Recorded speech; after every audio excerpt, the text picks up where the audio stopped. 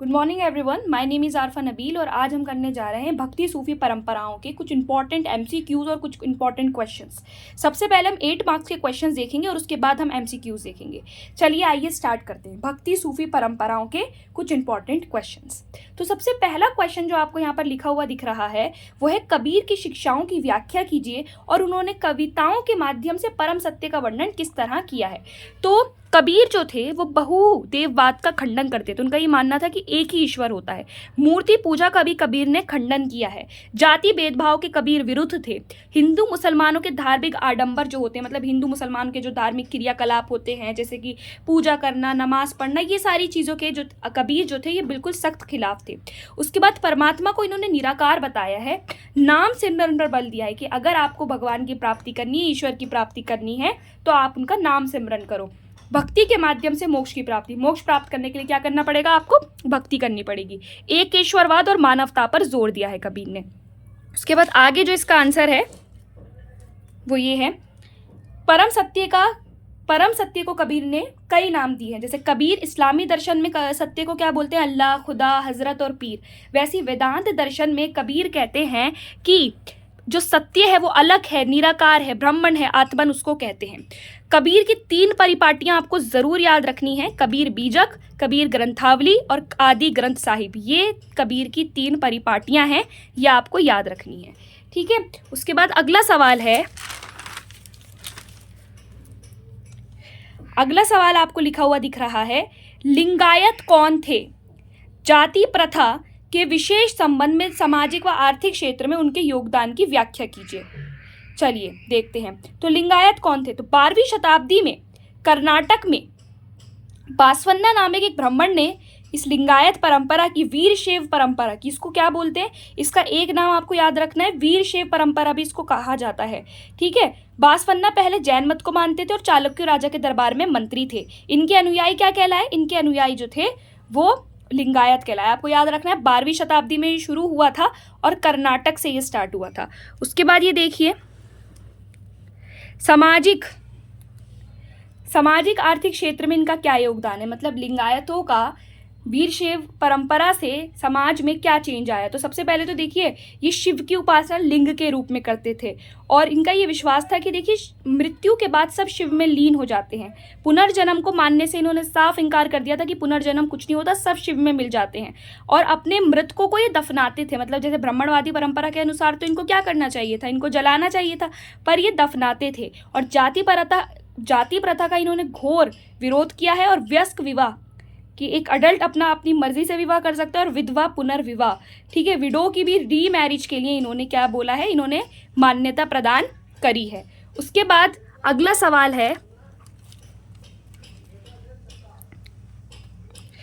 सवाल आपको लिखा हुआ दिख रहा है, गुरु नानक देव जी की शिक्षाएं स्पष्ट कीजिए कि गुरु नानक देव जी की क्या शिक्षाएं थी। तो गुरु नानक देव जी जो पंजाब के ननकाना गांव में पैदा हुए थे और छोटी सी आयु में इनका विवाह हो गया था, परंतु ये अपना अधिकतर समय सूफी संतों और भक्ति संतों के साथ ही बिताते थे। अगर बात करें इनकी शिक्षाओं की, तो इनकी जो शिक्षाएं हैं वो पहली शिक्षा है इनकी कि निर्गुण भक्ति का इन्होंने प्रचार किया, मतलब ये निर्गुण भक्ति को फॉलो करते थे, मतलब कि ईश्वर का कोई आकार नहीं होता। दूसरा पॉइंट आपको लिखा हुआ दिख रहा है कि हिंदू मुसलमान के ग्रंथों का खंडन किया है इन्होंने। इनका ये मानना है कि हिंदू और मुसलमान के जो भी ग्रंथ हैं, जैसे आपकी मुसलमान का कुरान और हिंदुओं के जो भी ग्रंथ हैं, उनका क्या करा है इन्होंने? खंडन किया है, उनको नहीं मानते। ये धर्म के बाहरी आडंबर, स्नान, यज्ञ, नमाज पढ़ना, पूजा करना, इन सारी चीज़ों का भी जो क्रियाकलाप होते हैं उनका भी इन्होंने क्या किया है? खंडन किया है। ईश्वर को निराकार बताया कि ईश्वर का कोई आकार नहीं होता। रब की उपासना के लिए नाम का जप करो, निरंतर स्मरण करो, इस तरह से आप रब की उपासना कर सकते हैं। जाति प्रथा व ऊंच नीच का भी खंडन किया है और मानव सेवा और आपसी प्रेम, भाईचारा, इस चीज़ की तरफ इन्होंने खास ध्यान दिया है। उसके बाद अगला सवाल आपको दिख रहा है, देखिए अगला सवाल है, सूफी मत के चिश्ती सिलसिले से जुड़ी रीतियां बताइए। मतलब सूफी मत के जो चिश्ती सिलसिला था उसमें क्या क्या चीज़ें होती थी, क्या क्या? तो ये संगीत की महफिल द्वारा ईश्वर की उपासना करते थे। जियारत व कव्वाली का सूफी संतों में, चिश्ती संतों में बहुत महत्व है। खानका स्थापित किए ताकि वहाँ लोग आ सकें, कार्यक्रम हो सकें सारे। लंगर चलाए जाते थे यहाँ भी, जैसे कि आपके सिख धर्म के अंदर लंगर चलाया जाता है, उसी प्रकार यहाँ पर सूफी संत और चिश्ती संत भी क्या कर चलते थे, खानका के आसपास लंगर चलाते थे। सभी वर्गों के लिए खुला होता था वो। शेख के आगे सिर झुकाना, ठीक है, और लोगों को पानी खाना खिलाना और सच्चे मन से प्रभु की भक्ति करना, ये उनकी कुछ रीतियाँ होती थी। उसके बाद बहुत ही ज़्यादा इंपॉर्टेंट क्वेश्चन है ये कि अलवार और नयनार संत कौन थे। तो अलवार और नयनार दोनों ही तमिलनाडु के भक्ति संत थे। भक्ति संत, ये भक्ति के बाद आपको यहाँ पर संत लिख लेना है। भक्ति संत थे और अलवार विष्णु के भक्त थे। वहीं नयनार जो थे वो किसके भक्त हुआ करते थे, नयनार शिव के भक्त हुआ करते थे। स्थान स्थान पर भ्रमण करते हुए तमिल भाषा में ईष्ट की स्तुति में भजन गाते थे, ठीक है। तो स्थान स्थान पे घूमते थे, तमिल भाषा में अपने ईष्ट को, अपने भगवान को याद करते हुए भजन गाते थे। यात्रा के दौरान पावन स्थलों को, जहाँ भी यात्रा करते थे, कई जगहों को ये क्या कर देते थे, पवित्र घोषित कर देते थे। और उन्हीं स्थानों पर बाद में क्या बन जाते थे, उन्हीं स्थानों पर बाद में क्या बन जाते थे, मंदिर बन जाते थे। और वही मंदिर फिर तीर्थ स्थान का रूप ले लेते। वहां पर लोग तीर्थ स्थान, एक तीर्थ यात्री बनकर आते थे। मंदिरों में संत कवियों का भजन गाया जाता था। मंदिरों में संत कवियों की धीरे धीरे प्रतिमाएं लगने लगी।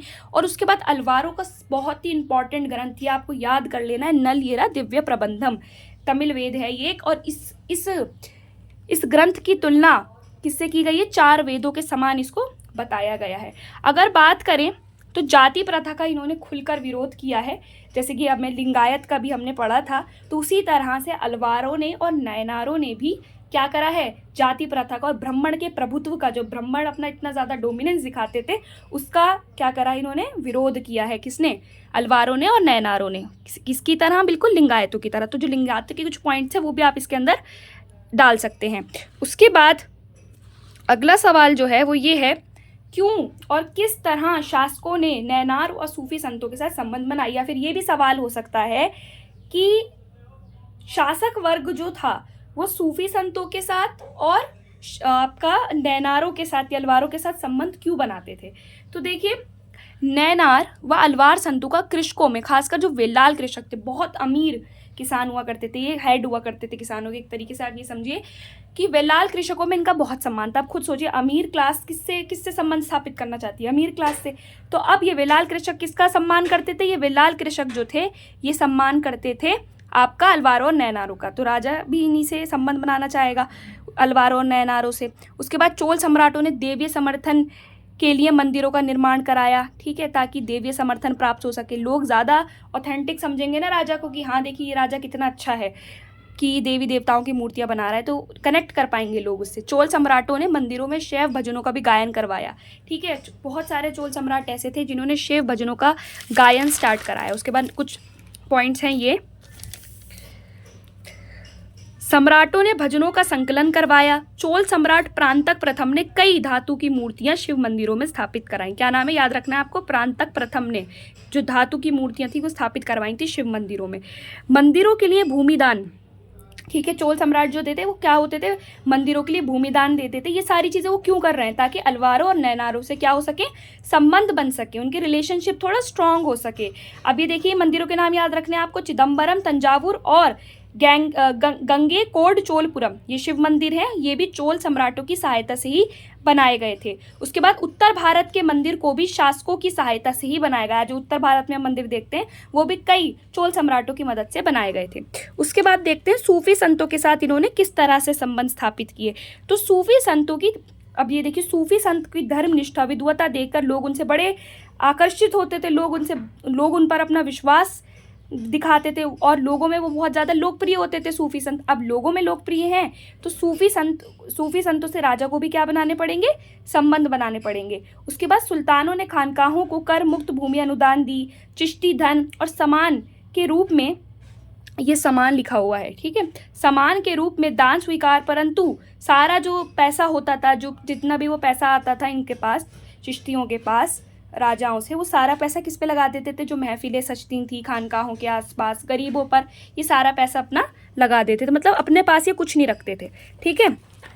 उसके बाद ये देखिए अगले पॉइंट्स इसके, मध्यस्थ के रूप में ईश्वर से लोगों की दशा में सुधार करवाते थे। मतलब ऐसा माना जाता था कि ये जो सूफी संत होते हैं और ये आपके जो चिश्ती संत होते हैं, बेसिकली ये क्या होते हैं, मध्यस्थ, एक मीडिएटर होते हैं, किसके बीच में, आपके अल्लाह के बीच में और एक आपके किसके बीच में, जो मुराद लेकर आया है अपनी, ठीक है। शासक अपनी कब्र कहाँ बनवाते थे? अपनी कब्र खासकर सूफी दरगाहों के पास ही बनवाते थे।